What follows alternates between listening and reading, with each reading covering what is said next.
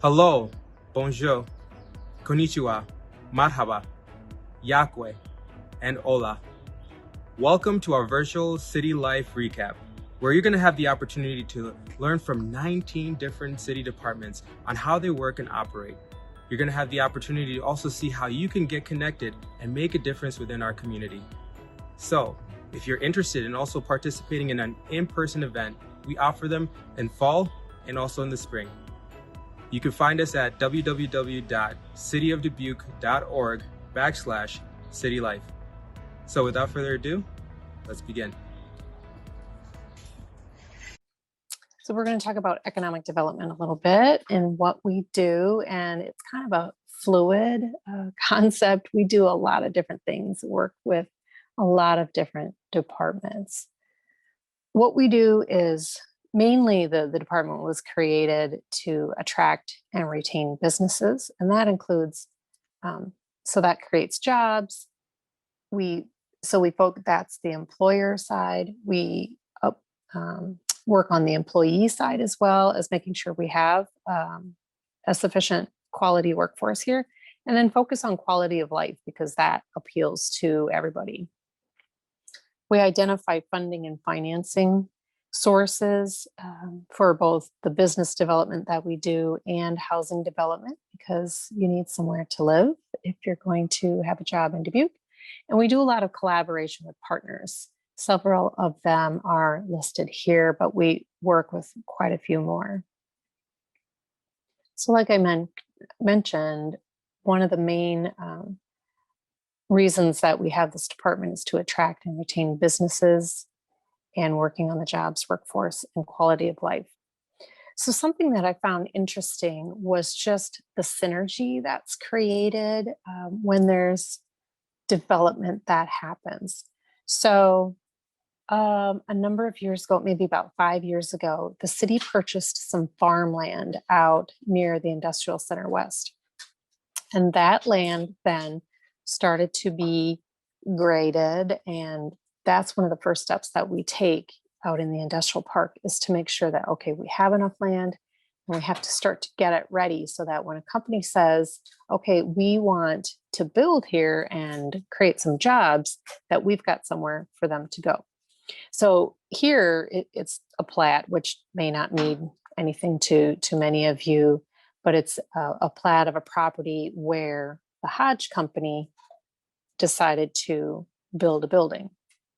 Well, they came to us with this project. Just to the right of them on that plat there is where Unison has their current operations. So those two development agreements were happening at the same time where Unison was going to do some job creation, Hodge was going to do some job creation by building a new building, and they were side by side. So we did a lot of work and did both of those agreements at the same time. Well, what that did was by Hodge building his new building, that allowed Duluth Trading to come to town, who eventually took over his new building instead of leasing from Hodge. And then it also allowed Crown Holdings to come to town because they were leasing from Hodge. And then how this relates to the next one, Crown Holdings makes cans, including cans for Spam. And Hormel was creating a new Spam line, so they would need more cans. So that was a good reason for Crown to come to town. And then, oh, by the way, Crown Holdings makes cans for Simmons Pet Food. And that's likely one of the reasons why Simmons seriously considered Dubuque for development of their new project, which is creating over 270 jobs. So all these little pieces can kind of interconnect and say that, well, because we were able to accommodate one of these projects, it really helped trigger additional projects. So that's kind of exciting. I think that's pretty cool how all of our work kind of builds on the prior projects that we've done. All right. Some of the projects that we do aren't just in the industrial center, but also downtown. And Dupaco has made their new home in the Voices building in the historic Millwork district. Here you can see an example on the left of what the inside of the Voices building looked like about 1.5 years ago. And then to the right is what it looks like now on one of the on the top floor. And that's exciting work as well. So we get not only the creation of more jobs, but also the rehabbing of some of the buildings that we have in the downtown, because we've got great buildings. And what do we all want to see is these beautiful buildings. It's not a tin shed in another part of town that makes Dubuque unique. It's our downtown area and our historic buildings that really make it feel like something special. Another example of some downtown work that we've done is the job creation that has happened by Connie and Butler and Heartland Financial taking over the Roshek building. Now that project happened back in 2008, 2009 is when that all started. And it was sitting slated to be empty in the near future back in 2008. And so there's a local economic development nonprofit board called Dubuque Initiatives. They're not part of the city. They purchased that building and then worked with a private developer to rehab that building. And they worked with all of the local financial institutions, so the banks and credit unions. There were 10 of them on that list to all pull together to help finance that project. And the city went in and guaranteed the loan, which was pretty contentious at the time, but that deal probably would not have happened if the city weren't willing to partner on that side of it. There were also lots of outside entities that came in to provide different sorts of tax credits. So that's one funding and financing source that we utilize to get projects done. Our historic tax credits, new markets tax credits, opportunity zone funding, workforce housing tax credits, brownfield tax credits. I mean, there's all these different possibilities that you have to become knowledgeable in our department in order to be able to direct these developers in directions, if they're not already aware of them, to be able to pull together enough funding and financing to make their project work. So this is the building that then, once it was rehabbed back in 2009, that's when IBM came to town. Now, some people have good or bad feelings about all of that. But in 2008, 2009, there was a huge recession underway and people were losing their jobs left and right across the United States. And at that time, Dubuque got 1,300 new jobs at that very time that people were losing their jobs and losing their homes across the United States. So it really was a feather in our cap to have been able to partner both the public and private sector together and nonprofit sector to make that project work. That's what it took. So did they stay forever? They did not stay forever. However, this building got rehabbed, and now we have two very strong local companies, C&B and Heartland, who have taken over the building for their own operations. So that really has been an ideal transition for that property.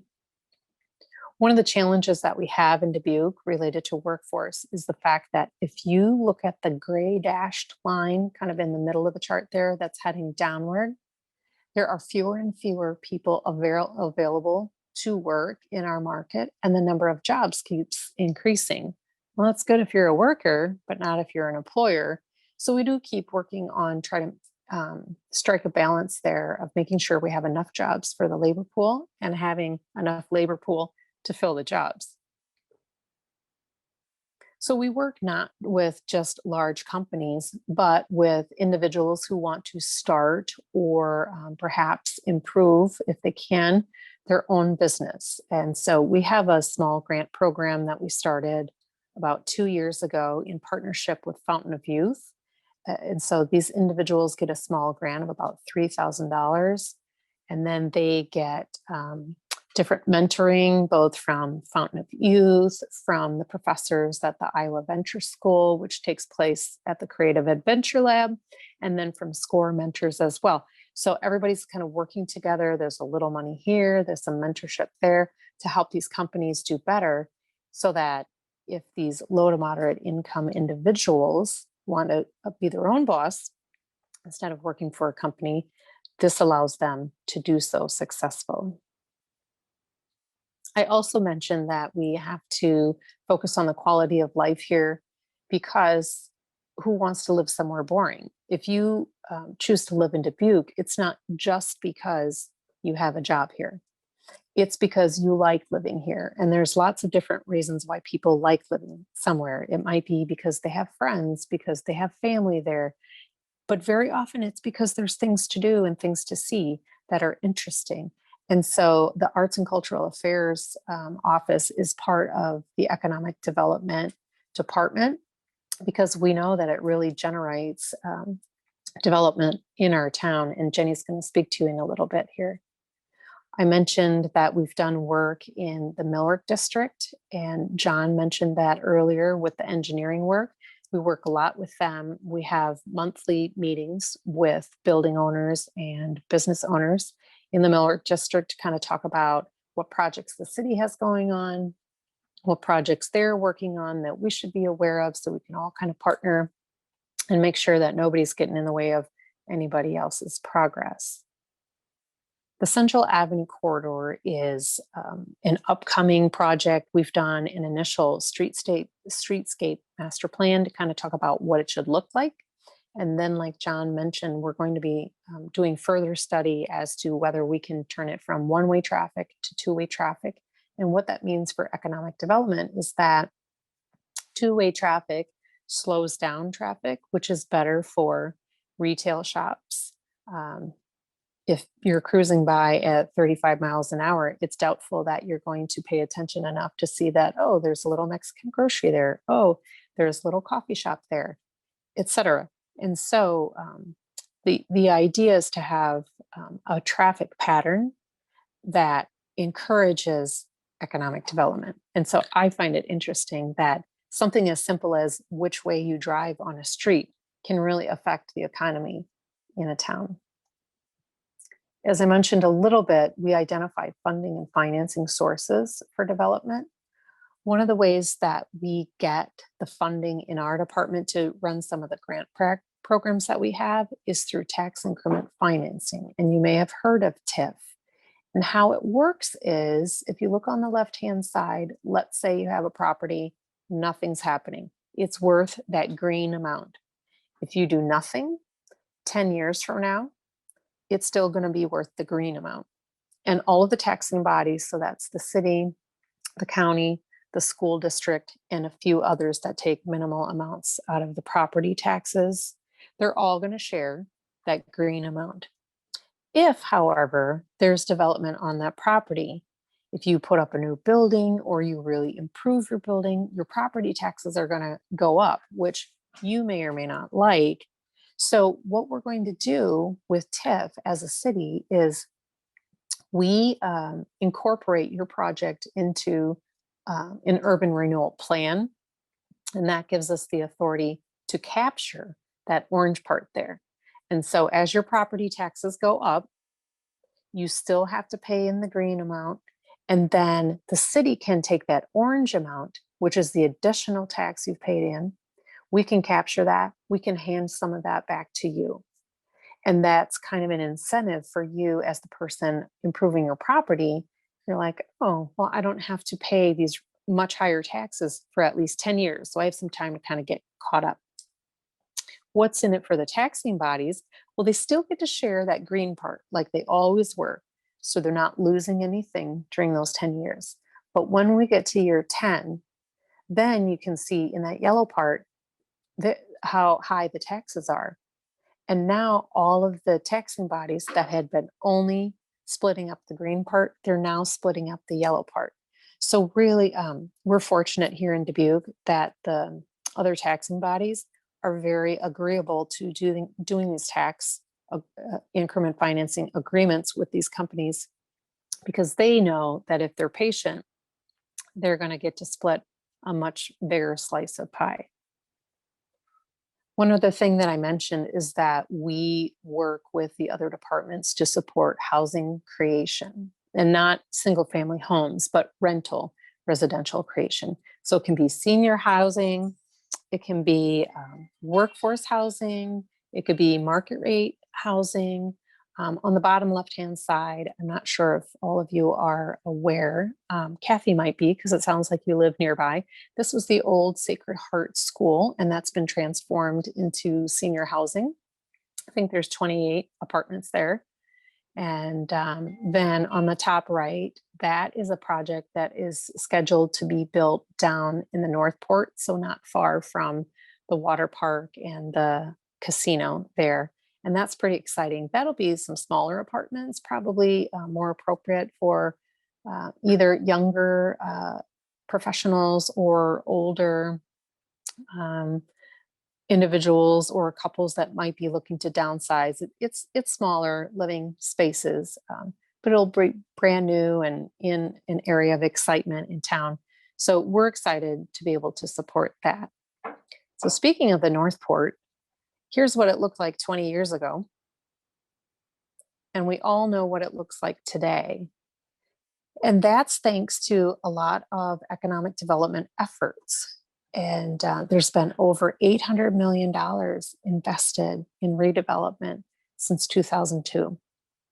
And there's a list of all of the amenities that are down there right now or soon to come, which is the Merge Urban Development listing there.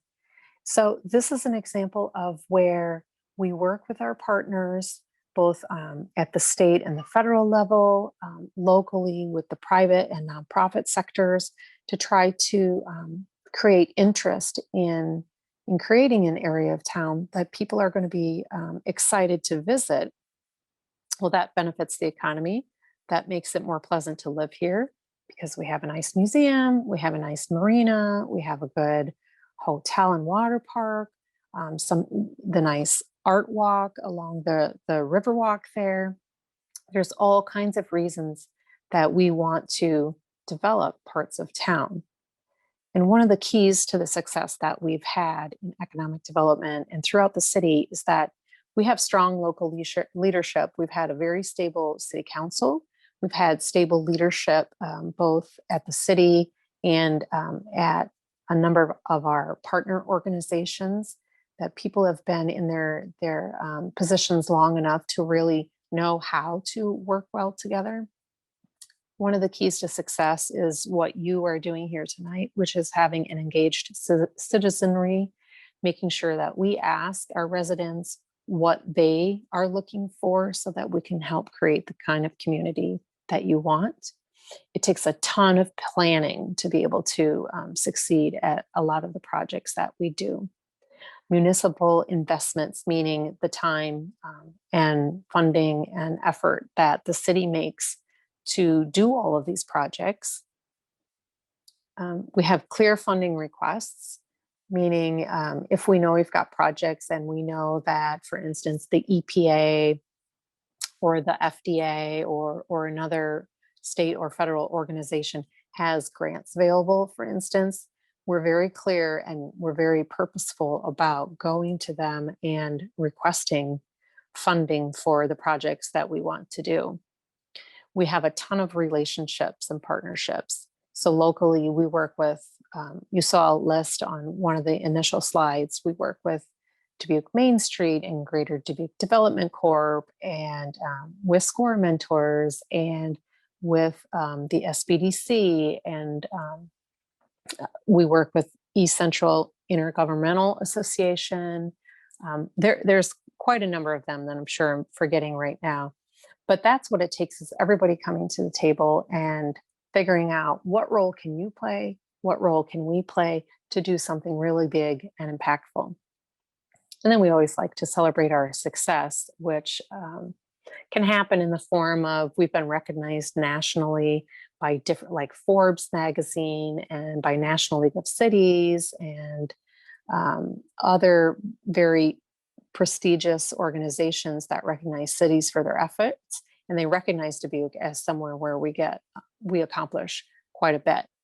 And here's what we look like. Here's our folks in our department, and Jenny's on the left there, and she's going to talk to you again right now. And so I will let her take it away. Do I have to do anything, Tamwa, or can she run her program just take it from me. She is good to go. She can switch over once you stop sharing, I believe.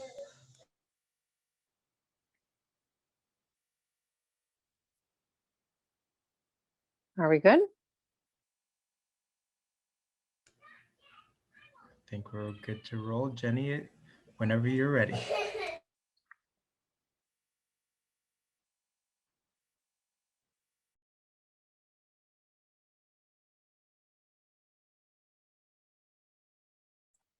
Sorry about that. I'm going to, let's see, share my screen and share my PowerPoint and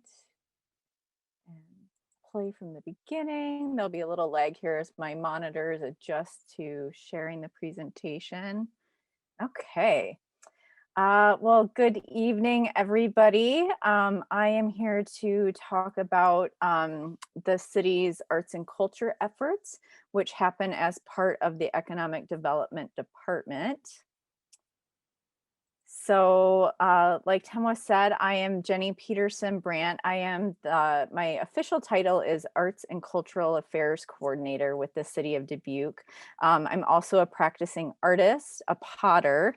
My background leading me into the job that I'm in right now, I've been with the city for just a year and 8 months, maybe going on 9 months. It'll be 2 years this summer, so haven't been around long. But my background before working for the city of Dubuque and what led me here to doing this work is that I've worked for a number of years, for about 12 years prior to working for the city, in various community-based nonprofit art center sort of situations. So everything from a visual arts center that did classes and exhibitions to being a marketing director for a performing arts center. At one point in time, I ran an international residency program that was based in a little town of Nebraska City, Nebraska. So I've done a lot of different things, had a lot of different experiences, but I come to the work really from a passion and belief for what arts, for what access to arts and culture and creativity can do for communities and for people living in those places. And not including on that slide, I will also mention that part of our economic development department is also, I have an intern currently through Loras College's community work study program, Annie Flanigan. I didn't include her on my slide because I don't have a picture of her, but it's been a very interesting relationship because we did the interview virtually, we did the orientation virtually, all of her work has been virtually and remote. But it's been going well, and she's been a huge support mechanism to the work of arts and culture for the city of Dubuque. So again, kind of back to the work that arts and culture does through the city of Dubuque and tapping into what Jill was talking about with in terms of economic development, that access to arts and cultural activities really add to the quality of life in any place, and that culturally and artistically vibrant cities tend to be more economically prosperous. Within the city of Dubuque, we have at least 24 identified just nonprofit arts and cultural organizations, and that doesn't begin to account for the number of individual musicians, visual artists, creative business spaces that are throughout our town that that also support this really diverse and very vibrant arts and culture scene that we have the pleasure of experiencing here in Dubuque. So a big part of that role for arts and culture is about the ideas of empowering the community, inspiring collaboration, and fostering connection through arts and culture. And I really see those are sort of all the programs and activities that I'm responsible for are, I really think, hit home on doing those three different things. And one of the things that I'm most proud of that's happened in the last year was having the opportunity to work with a local artist, work with Voices Productions, and to be part of facilitating the community created solidarity mural that's at the Five Flags Event Center. And just throughout the year, the work of the Office of Arts and Cultural Affairs really strives to support organizations and individuals who are creating offerings and events that are accessible, inclusive, and diverse, with the outcome being that those offerings and event really maximize the economic and community development efforts happening here in Dubuque. And I also would like to think that through the city's Arts and Cultural Affairs Office that we offer some of the most fun and active volunteer opportunities, and often unconventional opportunities. So the picture that I featured here is actually from the Winter Art Snow Sculpting Festival that happens every February. And a volunteer opportunity with that event is actually being a part of stomping the blocks of snow. So if you really love winter and you really love being active in the winter, this is a great event for you to take part in, and helping to create some giant blocks of snow for creative snow sculptors to then carve.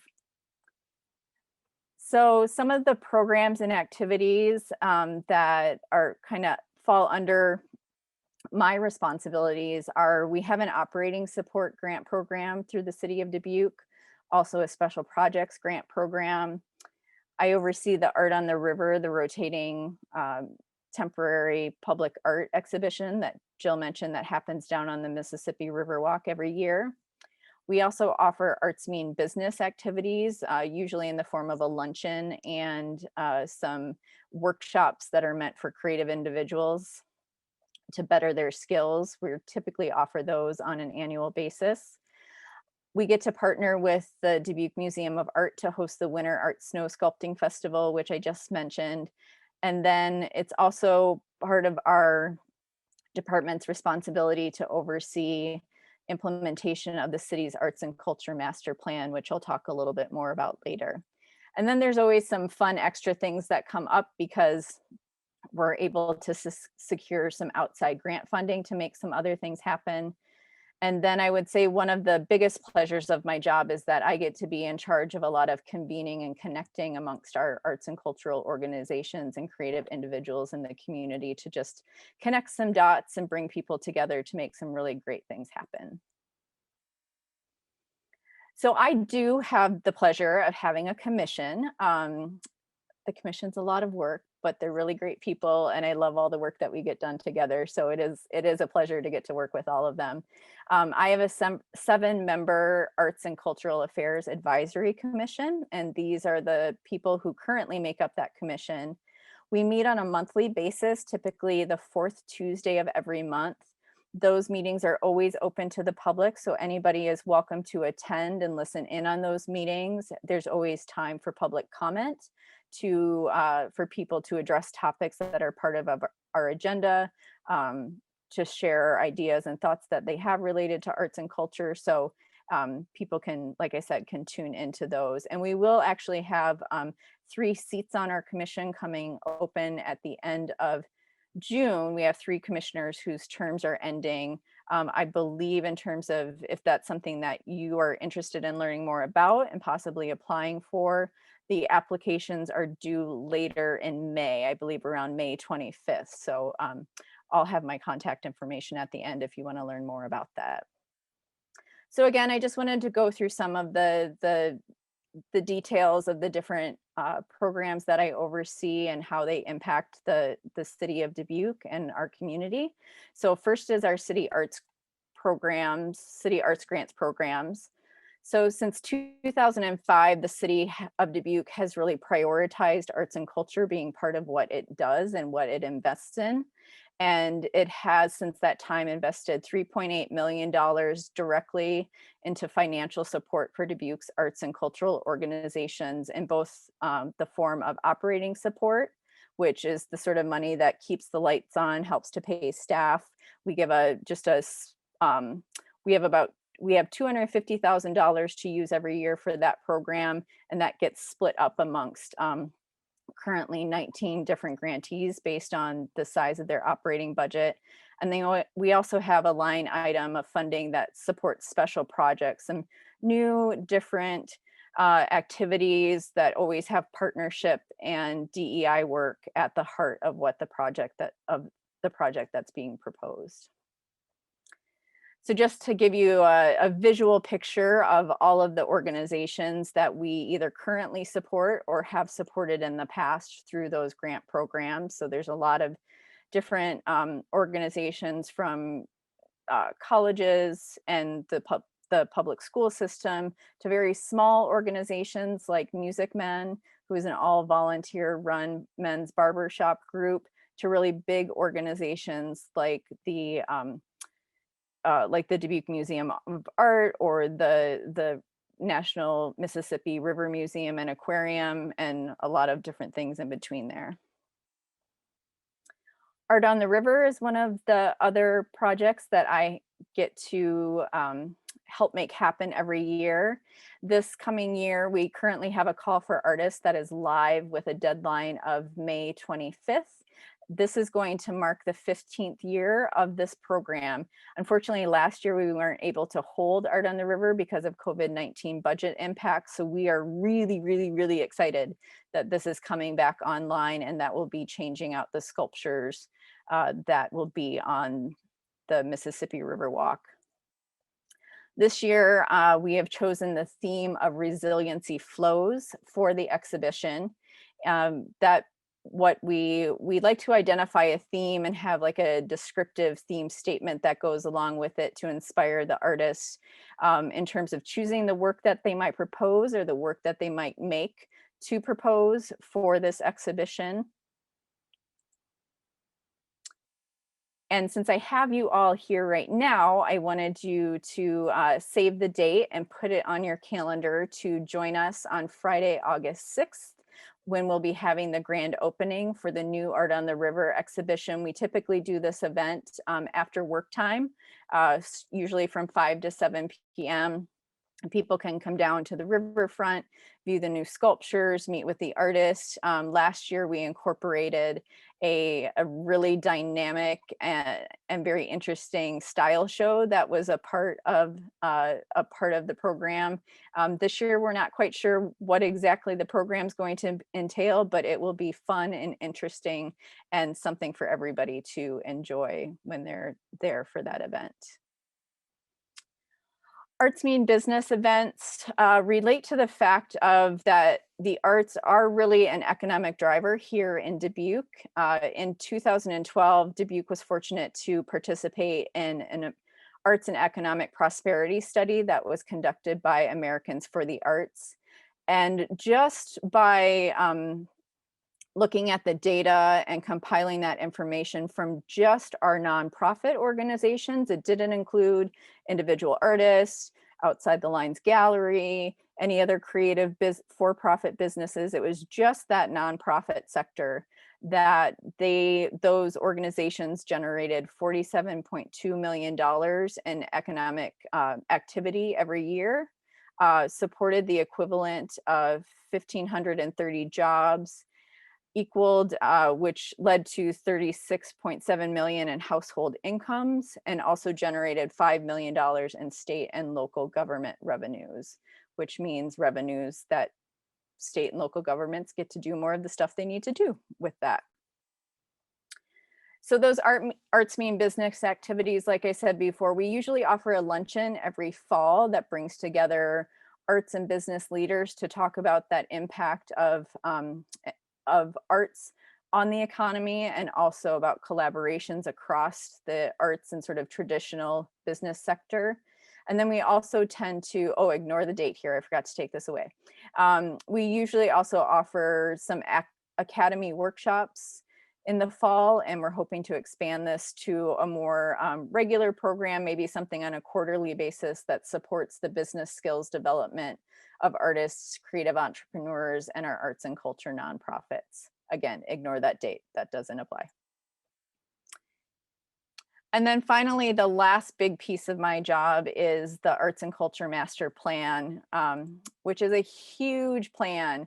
It has 6 different goals of inspiring economic development, inclusivity, integration of arts and cultural community into city leadership, inspiring opportunity and accessibility when it comes to arts and cultural activities, to foster involvement and participation, and also to establish clear policies and strong management when it comes to arts and culture activities for the city of Dubuque. And to meet those goals, that plan has 4 different priorities. That one being to promote and to support arts and culture as Dubuque's competitive edge, to foster engagement at all levels, to boost capacity for arts and culture to thrive, and to cultivate connections. And the way that we try to get that work done is through an implementation roadmap, which might look really confusing when you're seeing this for the very first time. But really what this does is just creates an ecosystem that helps to guide our work and allows for connection between our advisory commission, who's the individuals who you saw the photos of earlier.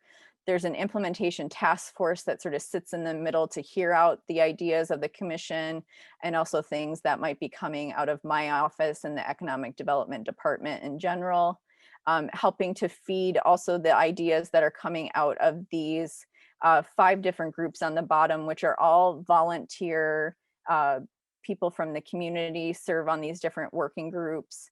That all 3 of those, the commission, our department, and then those working groups, feed ideas up to the task force or out to each other, and then feed those ideas up to city council for approval or forward on to inspire private philanthropy and funders or private businesses and developers. So this is the world I live in, is this little ecosystem right here. And some of the other projects and initiatives that we get to be part of is I've had the pleasure of working with Darren, who you heard from earlier, and someone that also works on the B Branch project, Kristen Hill, on the storm drain mural project, which was started in 2019. We did another round in 2020, and we're holding off this year for a round, but we anticipate that we'll continue to have these storm drain murals that will get painted throughout the B Branch watershed in appropriate places. Again, partnering with the Dubuque Museum of Art on the Winter Art Snow Sculpting Festival, which is really fun, happens every February. Gary, you're a great partner in this event, so props to Duma for this. They really do all the heavy lifting on the event. I just get to come in and sort of help with promotion and with organizing some logistics and stuff. So they really do the bulk of the work with it.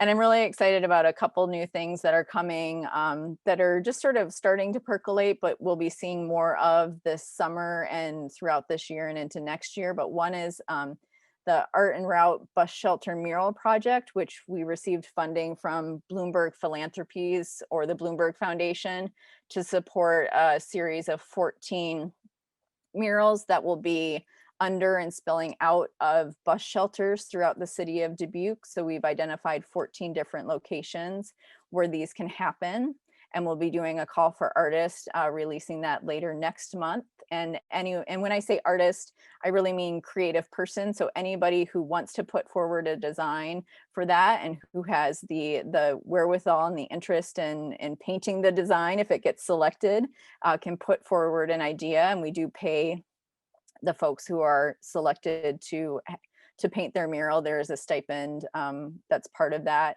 And then I'm also really excited about what we're calling the Dubuque Renaissance Project. This is an initiative that actually came out of one of those master plan working groups that I shared earlier. And that working group is really trying to put forward an initiative, a mindset, pull together partners and potential funding that can support programs and collaborations that will uplift and empower the voices and the creative work of local Black creatives, whether that's visual artists, musicians, dancers, actors, what have you. So we're looking forward to things, some marketing and branding related to that, to start getting out into the public and for people to get more involved in that. So one of the things that Temwa asked me to share with all of you today is ways that you can get involved and stay connected when it comes to the City of Dubuque's arts and cultural efforts.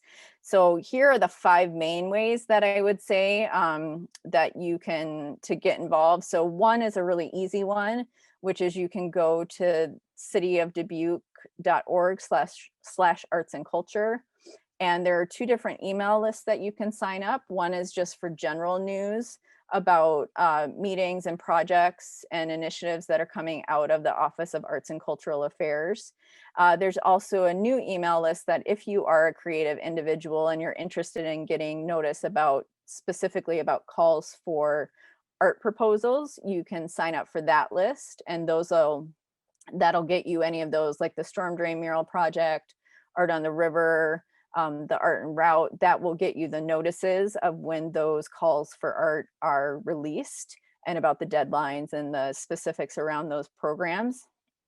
You can also serve on the Arts Commission. Like I said, we have 3 seats opening up, and so we'll be taking applications for that.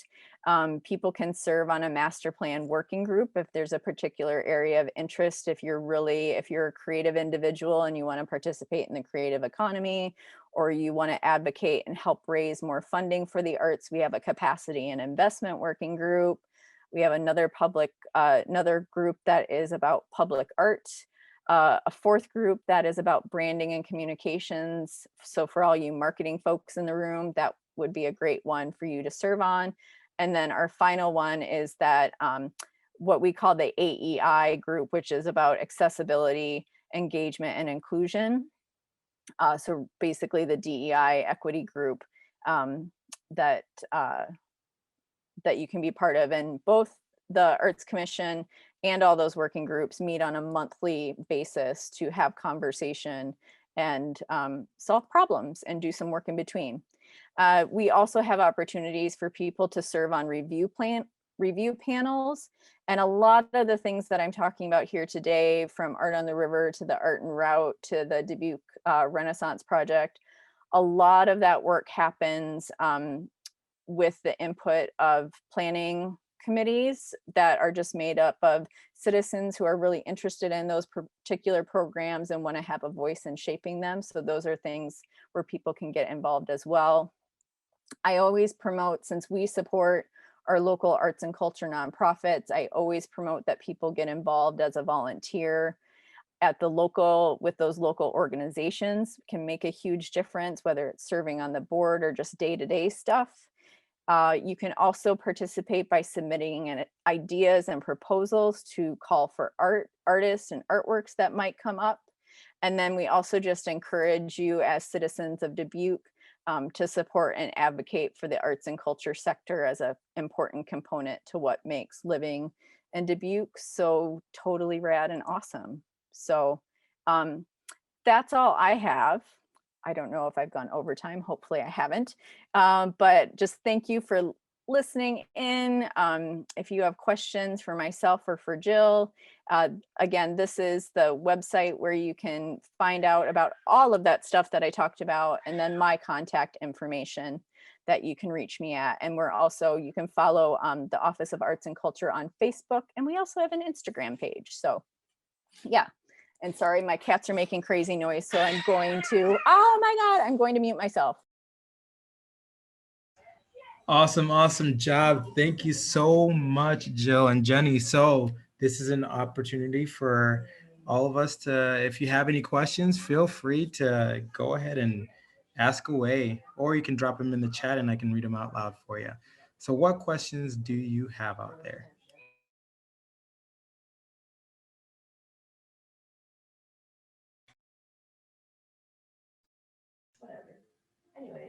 Very. Oh, there you go, Kathy. Go for it.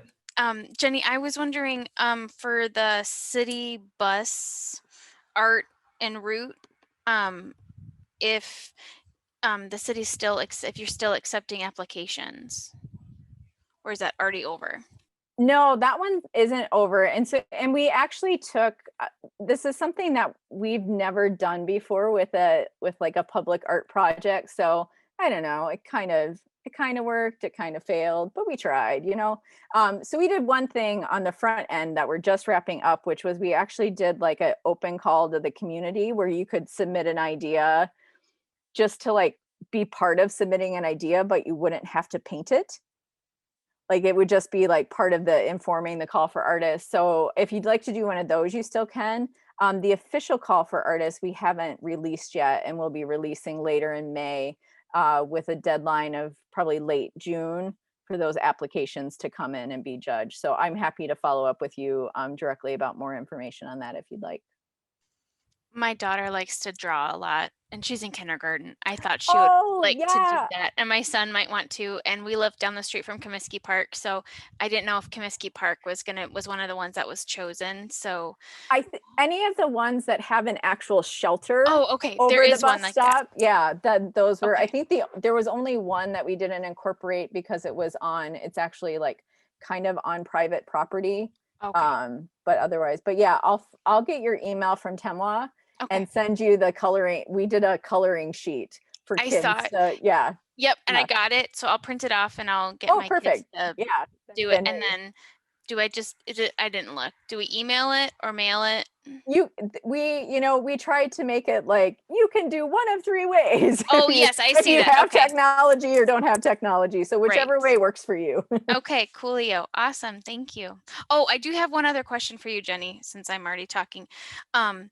I was part of the there was community input about Comiskey Park, and I was just one of the things was having art. Because the plans haven't been finalized just yet, I didn't know if you're already working with them to see if there's going to be art, or if that's not the stage that the city's at yet. This is a really great question that needs follow-up. The Comiskey Park planning was sort of happening just as I was coming on board. And so, and then COVID, like that sort of, so I have to follow up with them, but I know it was one of there was community input suggesting that, and I don't know where it falls into the plans for Comiskey Park or not, but.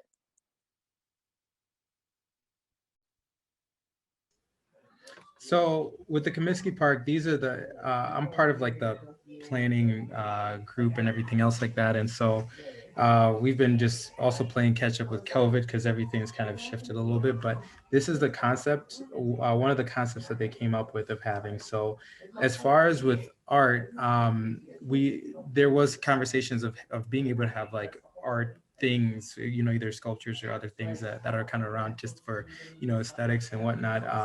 But I don't know what that necessarily would look like as far as community wise, if it's going, sorry, so I have one screen here, I have my screen sharing here, and then I have my text screen right here. So I'm looking at text screen, which I can see all of you.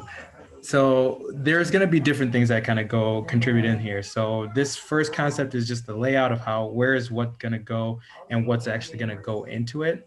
But also when it comes to the art piece, there probably is going to be some kind of community engagement around there as to what community members want to necessarily have there.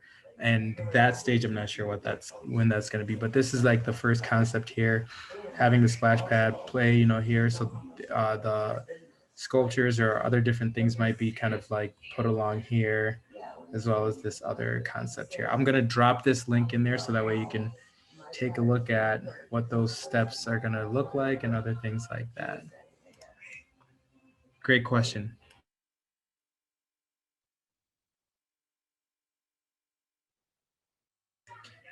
Any other questions? I just wanted to say, Jenny, I wasn't trying to take up all the time. My kids and I and our family have really been enjoying all the art that we've been seeing. And I know some of that was before you came, but I just wanted to say thank you to both of you ladies, Jill and Jenny, for all you're doing to help our community, because Dubuque is a cool place to live. And I do appreciate that my kids can see cultural influences, and there's more to come. And I'm really excited. I didn't know about that. The Dubuque Renaissance, is that what it was called? I'm sorry if I'm calling it incorrectly. Just that's really exciting, and being able to celebrate people of color and their contributions, and it's super exciting. Thanks, Kathy. Yeah, and I have to give again sort of mad props to Gary, who's on the phone, who's part of with the Dubuque Art Museum, because you know the work that happens on the ground when it comes to all that stuff that you see popping up in terms of the actual manifestation of arts and culture, the things that you can see and touch.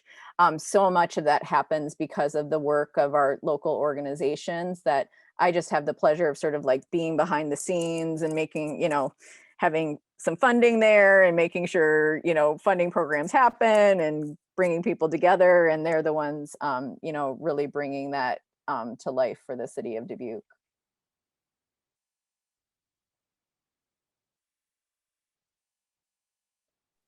Yeah, we like to call Jenny the arts whisperer. Oh yeah, that's my She alternate title. She just says all the little things and makes things happen from behind the curtain.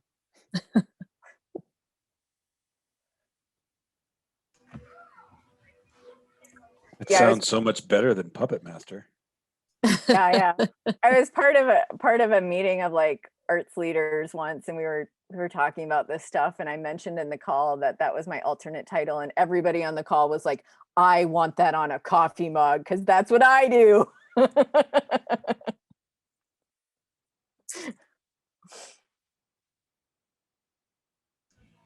Give me a coffee mug as well. I mean, I could make one. I'm a potter. I have a ceramic studio in my basement. That is true. So that better is get true. on that. I see some of your work in the back right there. Actually, this is the art gallery that I call my home. This is by all other people. Oh, yeah. That's nice. So I live with all my art friends through their art. Well, they've done amazing work, that's for sure. I need to get my skills back. I did it once or twice with pottery, and that was in elementary, and I wish they did it more often. You can take classes at the Creative Adventure Lab. Hey, actually, I think we just took our son there. So yeah, I'll have to take that opportunity and also get him involved in that. So that way he's not writing on the walls all around here, and he can create something that we could bring at home. So, well, awesome. Does anybody else have any other questions? Well, amazing night. Thank you so much, Jill. Thank you so much, Jenny.